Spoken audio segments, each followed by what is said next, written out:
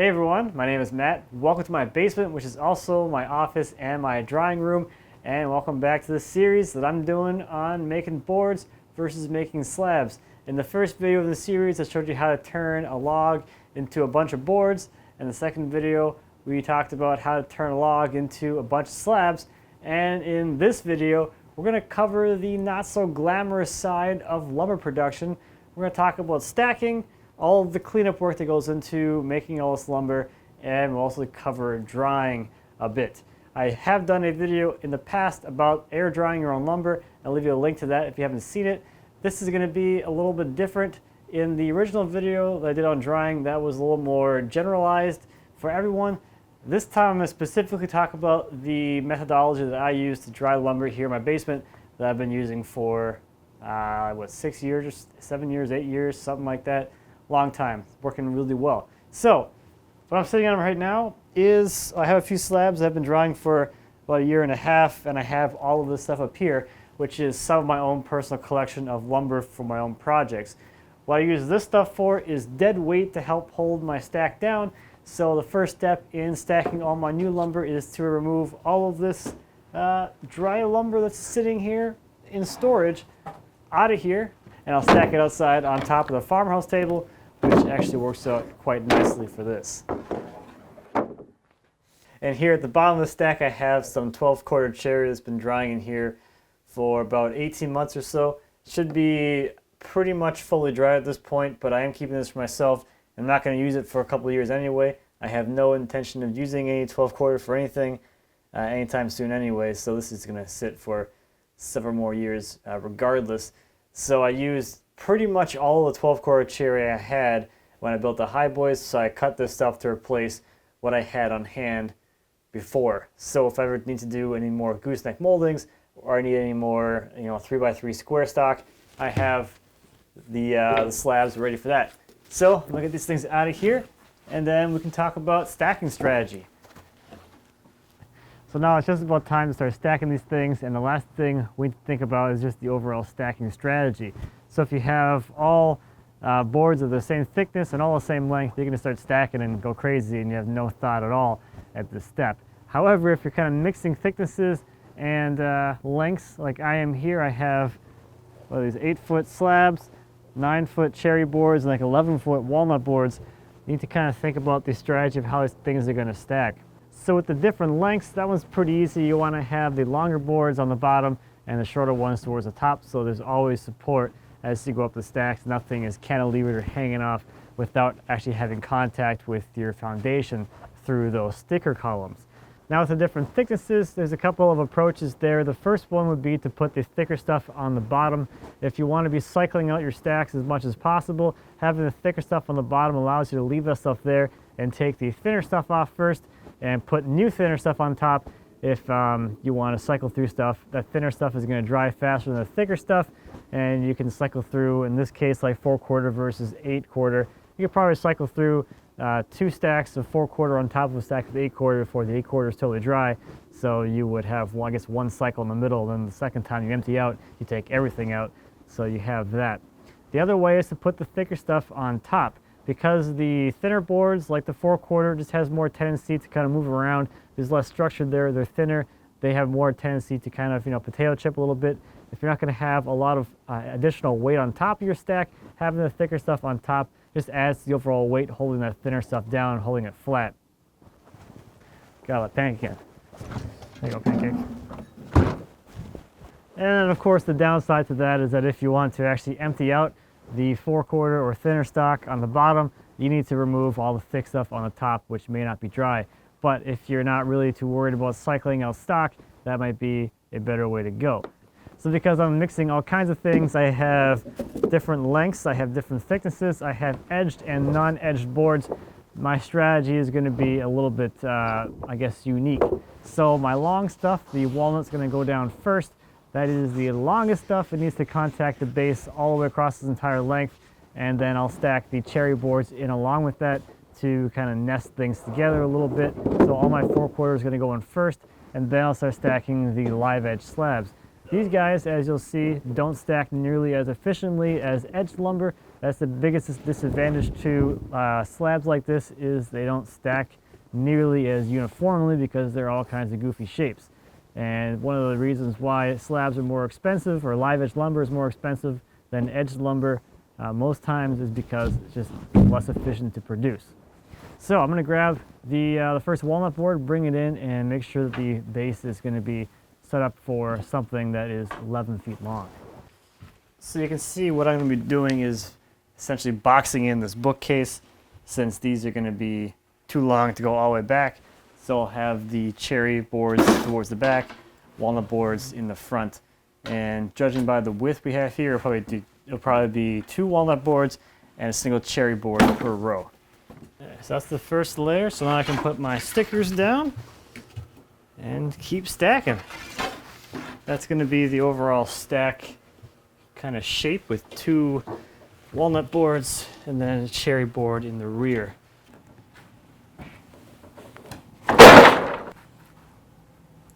And as I'm going through these, I am using a broom to knock off the snow, but it's actually more to knock off any sawdust that may be still on the surface. I already did this when I stacked this over here temporarily back in October, so they are pretty clean, but I want to remove the sawdust from the surface because sawdust holds moisture, and holding moisture against the surface like that is a good way for you to get some mold on your boards. It also means that the boards going in the house are cleaner, so less vacuuming for me to do later. And if you're wondering, the stack is right there through that window, so this trellis is on the short end of the stack. And it is very poorly lit down here. So I'll continue stacking in this manner until all of the full-length boards are in the stack, and then I can move on to the odd stuff that was cut as well. To make these odd things a little bit easier to stack, I'll cut away any undesirable areas, especially the areas where the logs kind of taper off into bark, where the thickness essentially gets variable towards the end. For the stacking and for where the stickers are going to actually end up, those stickers need to end up on boards that are consistent thickness, so the stack doesn't get all thrown off. Yeah, that fits.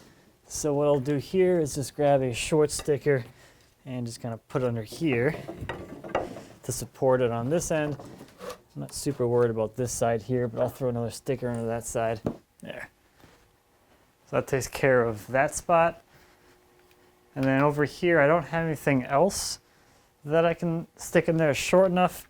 So I have this offcut here, which has this flat area here that's been cut. So I can lay it in here like that, and that becomes a spacer to carry the weight from one layer to the next. So now with all of these shorts, it becomes a little bit of a kind of a puzzle to get everything in here, but that's kind of the fun of the game.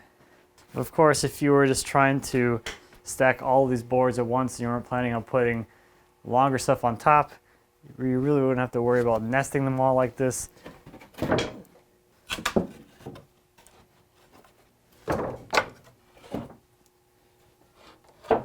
So that leaves me with this one last board to go, and I'm not going to be able to fit it into this layer, but that's all right because I'll do the slabs next, and I can probably find a spot for this on top of all of those. So let's start bringing in slabs to dry. So now it's time to bring these guys in, and there's a couple of, I guess, stacking strategies that come to mind for this. So first off, I can keep stacking these in layers like the lasagna we've been making so far. Probably be able to get 2 slabs down per layer and stack that way, or you can bring them in exactly like this and leave them as a unit, as a boule, and stack them on top of the existing stack that's there. Looking at the size of these things, I could actually get them both in here, both on top of the stack. If I spin the walnut slab around and stack it next to the cherry one, I should have enough room and width on the stack to do that. I think it's going to be a little bit easier so I can take advantage of all these smaller stickers because I'm running out of the longer ones. But again, with stacking slabs like this, one of the things you'll see as you get them into the stack is that they're nowhere near as efficient as far as space goes to stack in one spot. So if these were edged, for instance, the walnut, you could probably get 3 probably 3 slabs wide per stack or per layer, and with it in slab form, you're probably going to only get 2 per layer if you're doing side-by-side slabs, sort of like what I'm doing. I guess these are like side-by-side boules. With the cherry with the big crotches on one end, to make these stack efficiently or even possibly in the space I have, it would be a matter of flipping them end for end or rotating them end for end. So the crotches, that's going to sound bad, the crotch touches the butt of the log. So kind of like sleeping, you know, head to toe if you're sharing a bed with somebody. That would allow you to kind of split the difference between the width and make up the 4 feet wide stack when one end is 3 feet wide and the other end is, you know, 1.5 feet or so.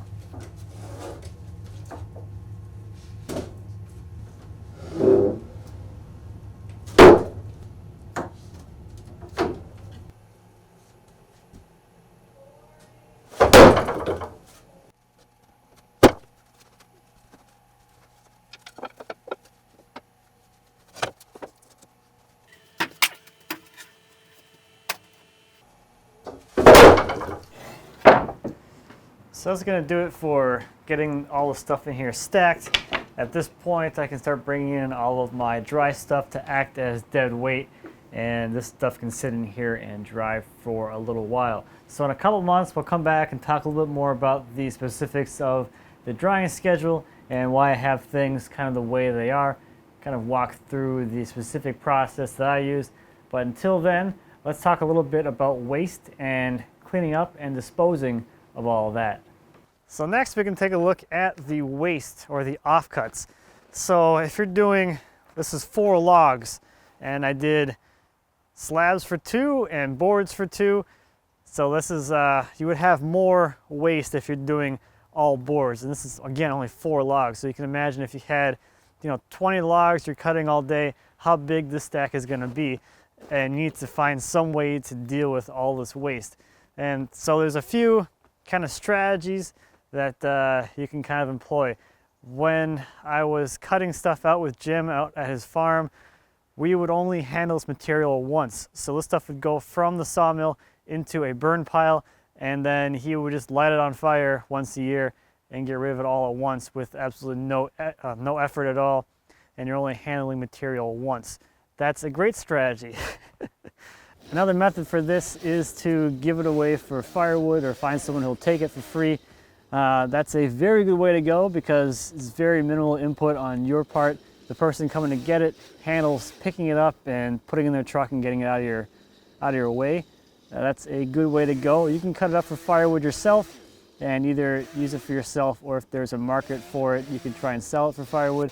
Around here, at least, firewood prices is not really worth the effort, really, to even cut it up and try and sell it. You're not going to make much on your time if you're looking at it that way.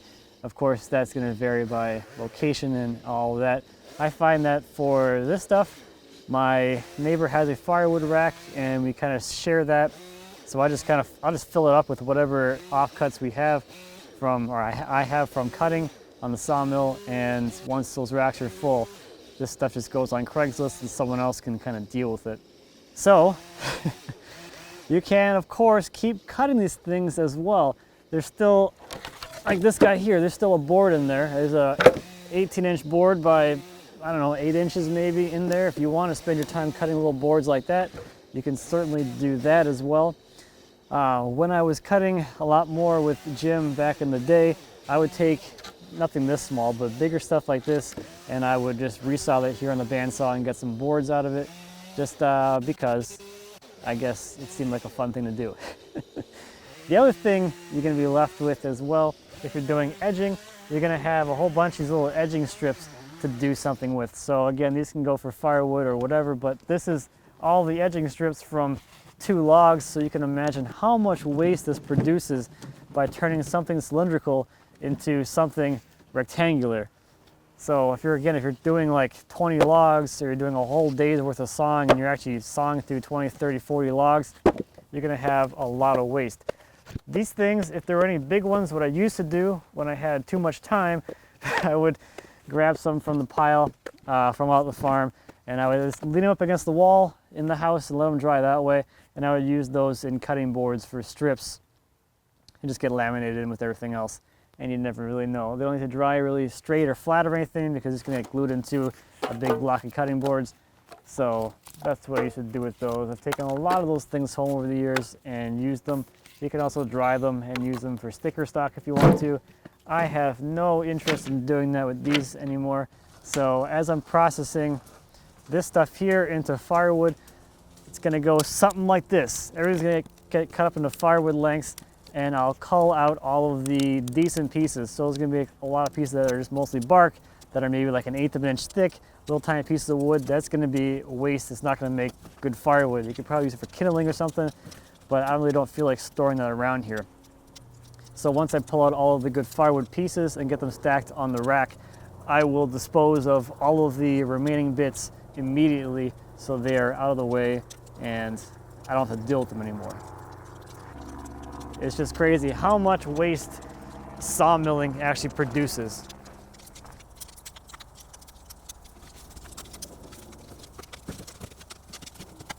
So out of about 4 logs, it was all of this up through here. So it's maybe 1/3 of this rack, which is 1/3 of a cord. So 1/9 of a cord of firewood out of 4 logs. And I sawed pretty conservatively on these ones.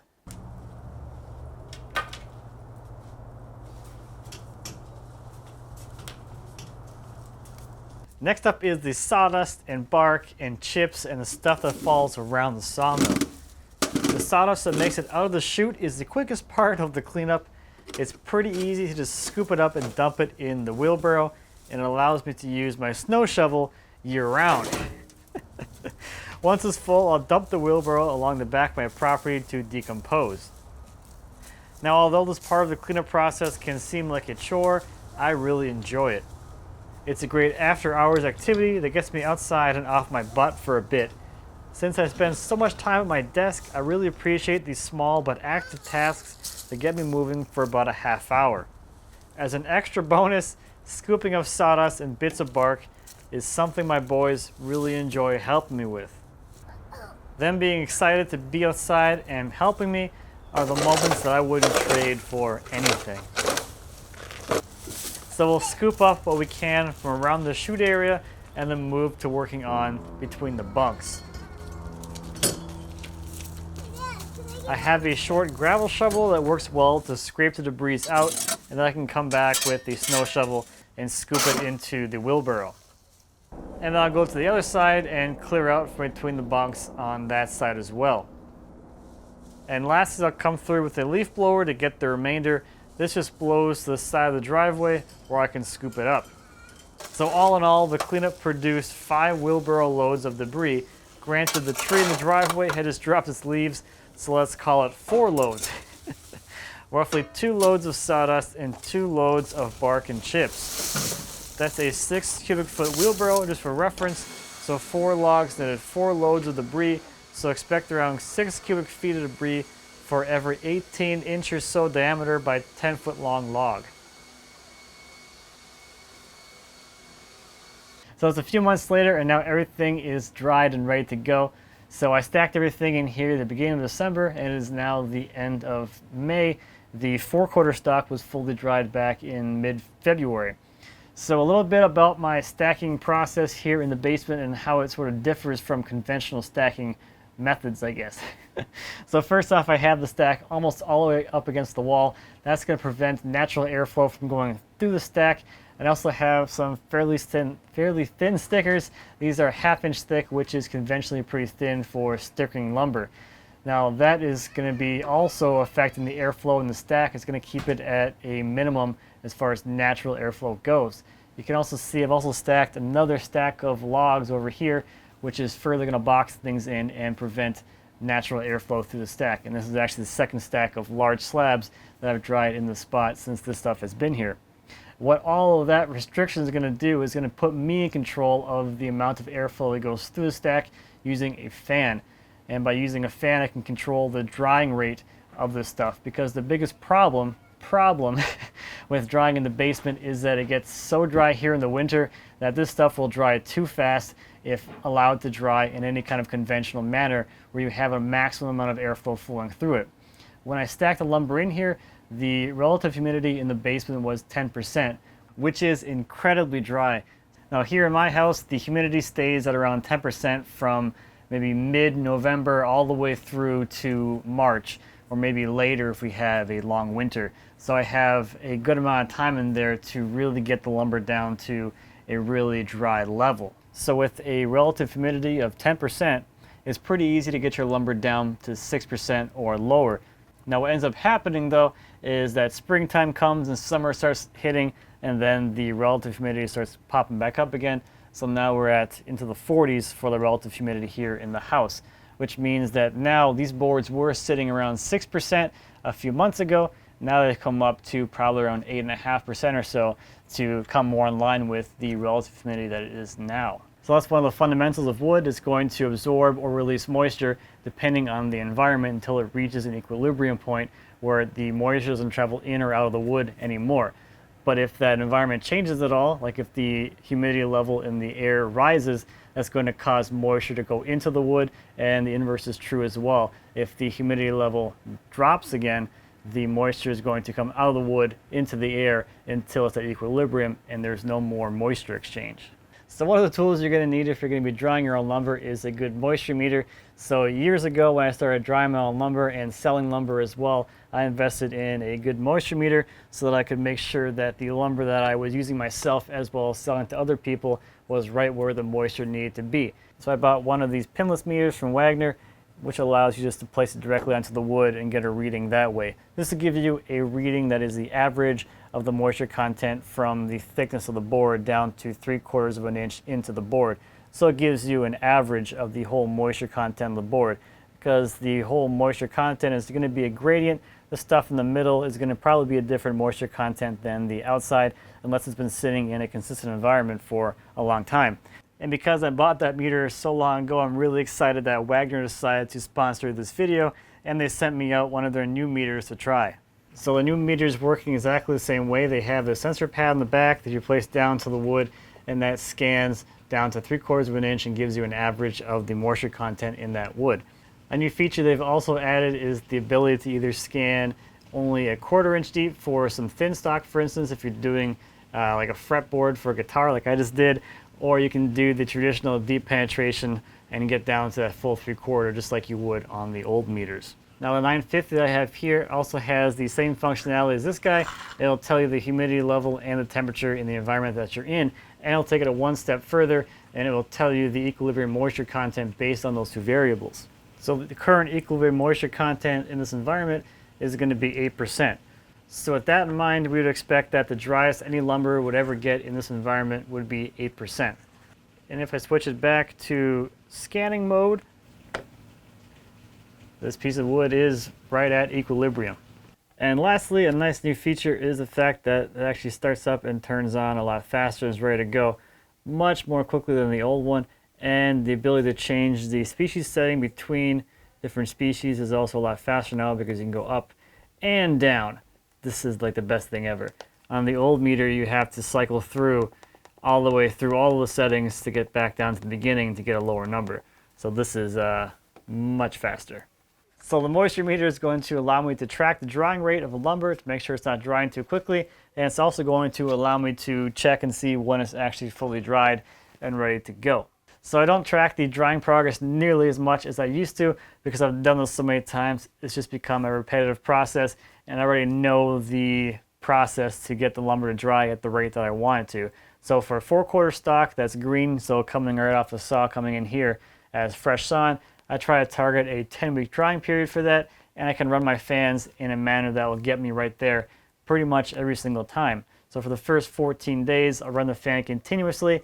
That's going to drive out all of the free moisture, and after about 14 days, the lumber is going to be down around 28, 26%, somewhere in the upper 20s, and that's going to be essentially the end of the free moisture and getting up into the bound moisture. So at that point, the fans will go to more like a 2 to 3 times a week kind of thing for a few more weeks, and then from there, I'll just go to once a week, and that's going to allow time between all of that airflow for the board to kind of equalize a little bit. It's going to allow time for the moisture in the core to come out to the outside so it dries nice and evenly, and you don't end up with a huge gradient where you're going to introduce a lot of drying stress. So that's a bit about my drying process that I use to dry all my material here in my basement. And I know this is going to be possible or practical for everybody, especially for those of you who live in places with bugs the size of your face.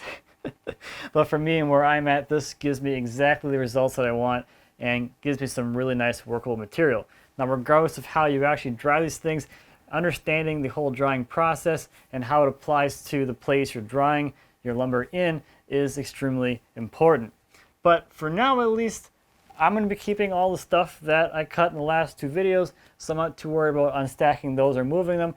But I do have a project in mind that's going to use some of the cherry crotches, so I'm going to grab a couple of those, and I'll see you in the shop. So I got lazy, and I just grabbed one for now. So for most people, this is where a project starts, with a dried, rough piece of lumber. But even if you haven't cut or dried your lumber before, hopefully this series has given you some appreciation and understanding as to the process of turning a log into something like this that you can actually work with. There is a significant amount of effort and sometimes skill involved in that process. And thank you again to Wagner Meters for sponsoring this video. Make sure you head over and check out the new line of Orion meters. I'll leave you a link to that down in the description. So I'm very much looking forward to turning this piece of cherry into something pretty incredible. I have a pretty cool idea, I think. I'm a little biased when it comes to my own ideas. So thank you as always for watching. I greatly appreciate it. If you have any questions or comments about cutting your own lumber, drying, stacking, or what have you, please feel free to leave me a comment. As always, I'd be happy to answer any questions you might have. And until next time, happy woodworking.